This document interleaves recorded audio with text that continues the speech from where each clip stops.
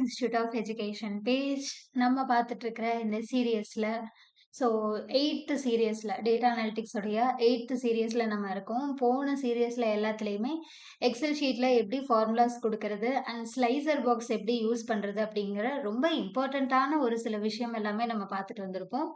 And இப்போ நம்ம பார்க்கக்கூடிய இன்னைக்கு அதாவது 8th சீரியஸ்ல நம்ம பார்க்கக்கூடிய ஒரு டாபிக் என்ன அப்படின்னா பிவட் டேபிளை பத்தி தான் நம்ம பார்க்க போறோம். Which is very very important ஒரு டாபிக். எக்ஸல்லையே பார்த்தீங்கன்னா heart of an Excel sheet அப்படின்னே சொல்லலாம்.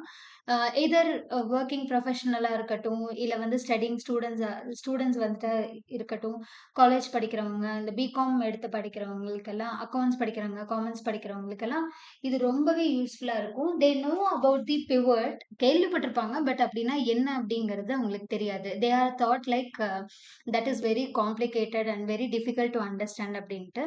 But it is very very very very easiest topic. நம்ம எக்ஸல்ல ஃபார்முலா வச்சு ஃபங்க்ஷன் வச்சு பண்ற எல்லாத்தையுமே ஜஸ்ட் லைக் தட் அப்படின்றத பண்ணிட்டு போற மாதிரி இருக்கும்னா அது கண்டிப்பா வந்துட்டு பிவட்டா தான் இருக்கும். ஸோ அது எப்படி வந்துட்டு பண்றது அப்படிங்கறதெல்லாம் தான் இன்னைக்குடைய செஷன்ல நம்ம பார்க்க போறோம்.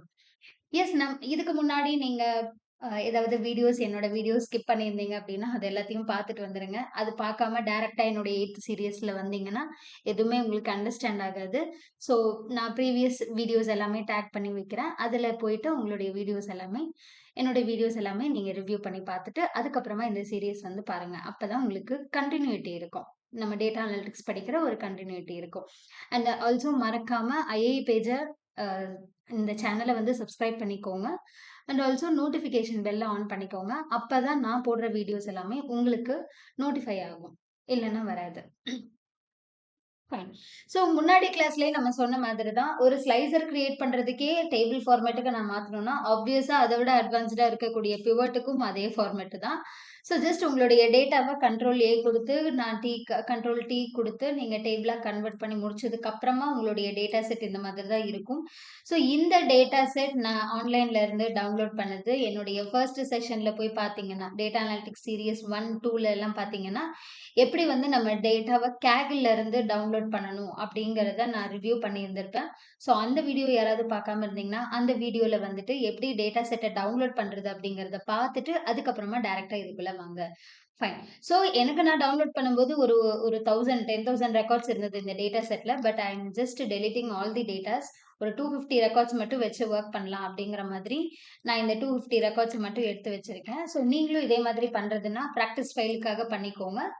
ஆஃப்டர் இதெல்லாமே நல்லா படிச்சதுக்கு அப்புறமா நம்ம ஃபுல்லா வச்சு பார்த்துப்போம். ஸோ இப்போ இது எப்படி நம்ம வந்து ஒரு பிவட்டா கன்வெர்ட் பண்றது? முதல்ல பிவட்னா என்ன? பிவட் அப்படிங்கிறது நத்திங் பட் நம்ம ஒரு டேட்டாவை டெப்தா அனலைஸ் பண்ணணும் அப்படின்னா அதுக்கு இந்த பிவட் அப்படிங்கிறது ரொம்ப யூஸ்ஃபுல்லா இருக்கும்.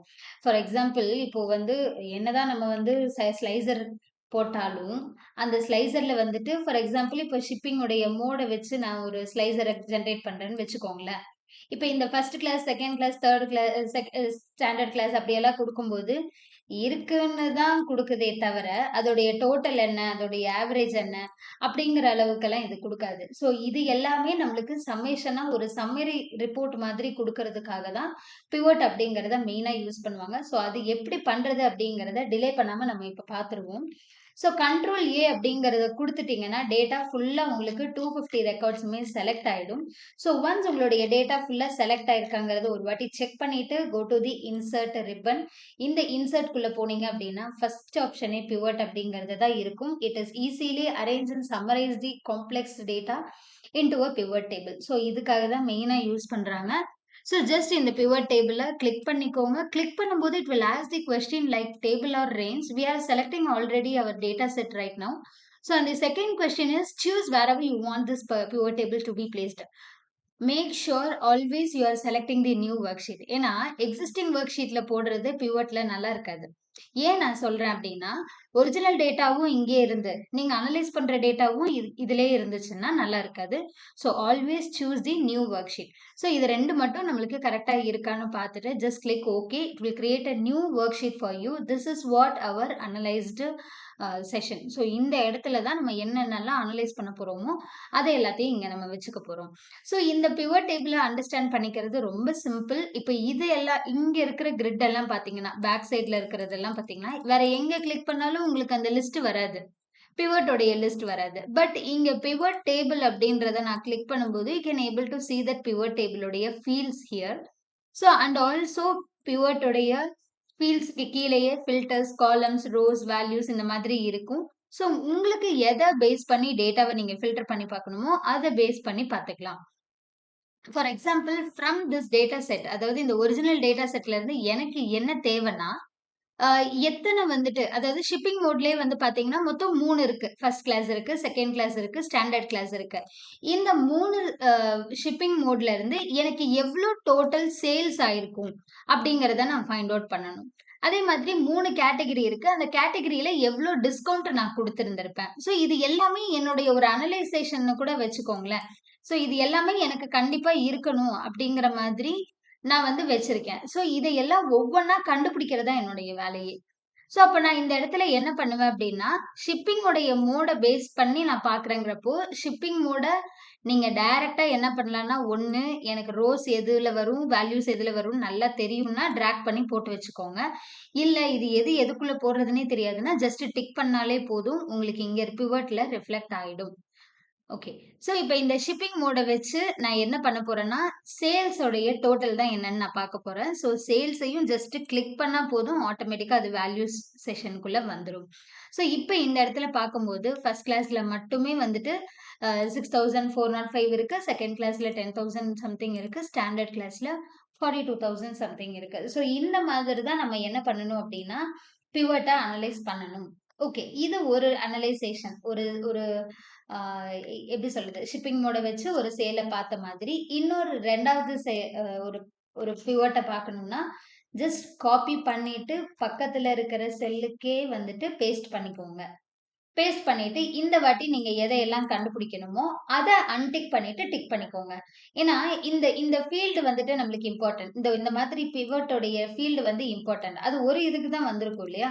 ஸோ, நம்மளுக்கு மல்டிபிள் அனலைசேஷன்ஸ் பண்ணும்போது அது வந்திருக்காது. ஸோ, அது வர வைக்கணும் அப்டின்னா, காப்பி பேஸ்ட் பண்ணிட்டு, அது 2யும் அன்டிக் பண்ணிட்டு, இதுக்கப்புறம் என்ன கண்டுபிடிக்க போறீங்களோ, அத டிக் பண்ணிக்கோங்க. இப்ப கேட்டகரி வைஸ் எனக்கு வந்துட்டு டோட்டலா எவ்ளோ ப்ராஃபிட் ஆச்சு அப்டிங்கிறது தெரியணும்னா, இந்த மாதிரி நம்ம போட்டுக்க முடியும். ஸோ, இப்ப இதுல வந்து பார்த்தாலே தெரியுது. என்னன்னா, ஆ ப்ராஃபிட் அப்படிங்கிறது ரொம்ப கம்மி தான். ஃபர்னிச்சர்லயும் கம்மியா தான் இருக்கு. அண்ட் டெக்னாலஜிஸ்லயும் கம்மியா தான் இருக்கு. ஃபைன்.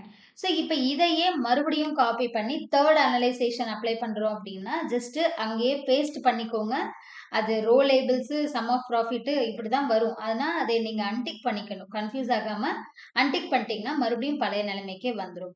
ஸோ, இதுல இருந்து நீங்க எத அனலைஸ் பண்ண போறீங்களோ, அத நீங்க செலக்ட் பண்ணிக்கலாம். ஃபார் எக்ஸாம்பிள் நான் இப்போ சப் கேட்டகரி பேஸ் பண்ணி எவ்ளோ குவான்டிட்டி வெளிய போயிருக்கு அப்படிங்கிறத பத்தி பார்க்குறோம்னா, தாராளமா பார்த்துக்கலாம். So இது ஒரு format. Again, I'm just selecting the data and copying the data and paste the data here. So அடுத்தது நான் என்ன அனலைஸ் பண்ண போறேன்னா, ரீஜியன் வைஸ் எனக்கு எவ்வளோ சேல் ஆயிருக்கும் அப்படின்னு நான் செலக்ட் பண்றதுக்கு just selecting the region and along with the sales. So இது எல்லாமே இதுக்குள்ள நம்மளுக்கு அடங்கிடும். ஸோ என்னுடைய டேட்டா செட் பார்த்தாலே தெரியும். ஆல்மோஸ்ட் எனக்கு எல்லாமே ஓரளவுக்கு முடிஞ்ச மாதிரி தான் இருக்கு. அடுத்தது நான் என்ன பண்றேன்னா, டேட் ஃபார்மேட்ல இருக்கிறது எல்லாத்தையும் பார்க்க போனேன். இப்போ சேல்ஸ் அப்படியே இருக்கட்டும். இதுல இருந்து எனக்கு இந்த ரீஜியன் மட்டும் நான் அன்டிக் பண்ணிட்டு, ரீஜியனுக்கு பதிலா ஆர்டர் டேட்ட பேஸ் பண்ணி நான் எடுக்கிறேன். அப்போ ஆர்டர் டேட் அப்படின்னு போடும்போது, இது எல்லாமே ஒரு டேட் ஃபார்மேட்ல இருக்கக்கூடிய ஒரு டேட்டா. ஸோ அதுக்கு கரெக்ட்டா அது என்ன பண்ணிடும் அப்படின்னா, 18, 19, 20, 21 ரெக்கார்ட்ஸ் எல்லாமே நம்மளுக்கு கரெக்ட்டா போட்டு குடுத்துரும். ஸோ அத நீங்க அந்த பிளஸ் ஐகான் மாரி இருக்கிறத கிளிக் பண்ணீங்கன்னா, குவார்டர் 1, குவார்டர் 2, குவார்டர் 3, குவார்டர் 4 அந்த மாதிரியும் காமிக்கும். குவார்டர் 1, 2, 3 அப்படிங்கிறது பெரிய விஷயம் கிடையாது. ஜான் டூ மார்ச் வரைக்கும் இருக்கிறது குவார்டர் 1. ஏப்ரல், மே, ஜூனோடது குவார்டர் 2. ஜூலை, ஆகஸ்ட், செப்டம்பர்ங்கிறது குவார்டர் 3. அதர் தேன் தட் 4வது இருக்கக்கூடியது குவார்டர் 4ன்னு சொல்லுவாங்க. ஸோ அந்த வருஷத்தையே 4ஆ பிரிச்சுட்டாங்க.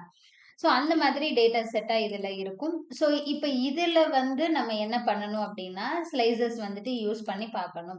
அதுதான் ரொம்ப ரொம்ப இம்பார்ட்டன்ட். ஒரு டேட்டாவ எடுத்து நம்ம ஸ்லைசரா போடும்போது தான் இந்த டேட்டா சேஞ்ச் ஆகுதா இல்லையான்னே தெரியும். இந்த மாதிரி நீங்க எவ்ளோ அனலைஸ் பண்றீங்களோ, அவ்ளோ உங்களுடைய கொஸ்டின் பேஸ் பண்ணி ரெக்யர்மென்ட்ட பேஸ் பண்ணி தான் இருக்கு. So I am just closing the pivot table fields here.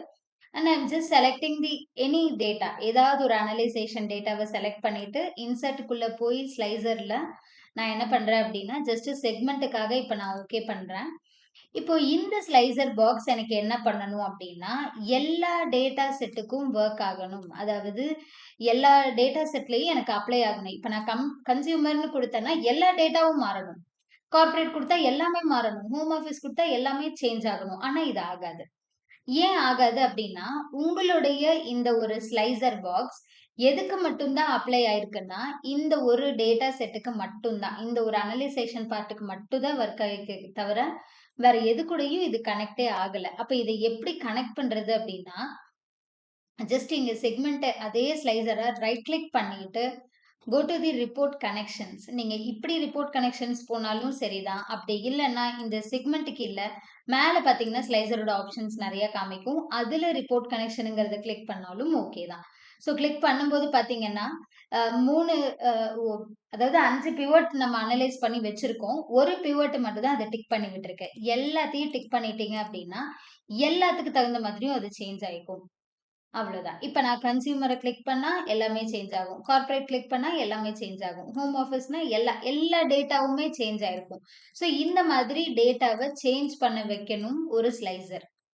இது ஒரு ஸ்லைசருக்கு தான் அப்ளிகபிளா அப்டின்னா, அதுவும் கிடையாது. மறுபடியும் இதே மாதிரி செலக்ட் பண்ணி நீங்க ரீஜியனுக்கு ஸ்லைசர் அப்ளை பண்ணாலும் வொர்க் ஆகும். பட் எது நீங்க வச்சு நீங்க ஸ்லைசர குடுத்தாலும், ரிப்போர்ட் கனெக்ஷன மறக்காம குடுத்தரணும். ரிப்போர்ட் கனெக்ஷன் நீங்க ஒவ்வொரு ஸ்லைசருக்கும் குடுக்கலன்னா, அது வொர்க் அவுட்டே ஆகவே ஆகாது. அது மட்டும் பார்த்துக்கோங்க. ஏன்னா, இப்ப வரைக்குமே பார்த்தீங்கன்னா, ரிப்போர்ட் கனெக்ஷன் குடுக்காம இருந்தீங்கன்னா, அது ஒரு ஒரு டேட்டாவுக்கு மட்டும் தான் அது ரன் ஆகும். எகைன் நீங்க ரைட் கிளிக் பண்ணி ரிப்போர்ட் கனெக்ஷன் போய் எல்லாமே டிக் பண்ணி விட்டா தான் ரன் ஆகும். ஸோ இந்த மாதிரி தான் வந்துட்டு ஸ்லைசர் பிவோட்டுக்குள்ள ரன் ஆகக்கூடிய ஒரு விஷயம். ஐ ஹோப் உங்களுக்கு இது புரிஞ்சிருக்கும்னு நெனைக்கிறேன். இதையும் நீங்க போட்டு பார்த்தா தான் உங்களுக்கு அண்டர்ஸ்டாண்ட் ஆகும். அன்டில் தென் நான் என்ன சொன்னாலும் அது வந்துட்டு க ஜஸ்ட் லைக் தட் சொல்ற மாதிரி தான் இருக்கும். இத நீங்க போட்டு பார்க்கும்போது தான் உங்களுக்கு இதோடைய டிஃபரன்ஸ் புரியும். ஸோ நெக்ஸ்ட் செஷன்ல இத வச்சு எப்படி ஒரு டேஷ்போர்டா நம்ம வந்து கிரியேட் பண்றது அப்படிங்கிறத பத்தி தான் நம்ம வந்து பார்க்க போறோம். ஸோ அண்ட் டேஷ்போர்டுமே சார்ட்ட வச்சு தான் ஜெனரேட் பண்ணுவாங்க. அந்த சார்ட்டுடைய டைப்ஸ் எல்லாம் என்ன? ஒவ்வொரு சார்ட்டும் ஒவ்வொரு விஷயத்துக்காக யூஸ் பண்ணுவாங்க. ஸோ இதுல இருக்கக்கூடிய சார்ட்டுடைய டைப்ஸ் எதுக்காக யூஸ் பண்ணுவாங்க? அண்ட் எந்த மாதிரியான டேட்டா செட்டுக்குலாம் அத யூஸ் பண்ணிக்க முடியும் அப்படிங்கிறது எல்லாமே நெக்ஸ்ட் செஷன்ல கண்டிப்பா நம்ம பார்ப்போம். அன்டில் தென் அந்த வீடியோஸ் எல்லாமே நீங்க பார்க்காம இருந்தீங்கன்னா, நான் டேக் பண்ணி விடுறேன் டிஸ்கிரிப்ஷன்ல. தயவு செஞ்சு அந்த வீடியோஸ் பார்த்துட்டு, அதுக்கப்புறமா இதுக்குள்ள நெக்ஸ்ட் செஷன்ல பார்க்கலாம். Bye by.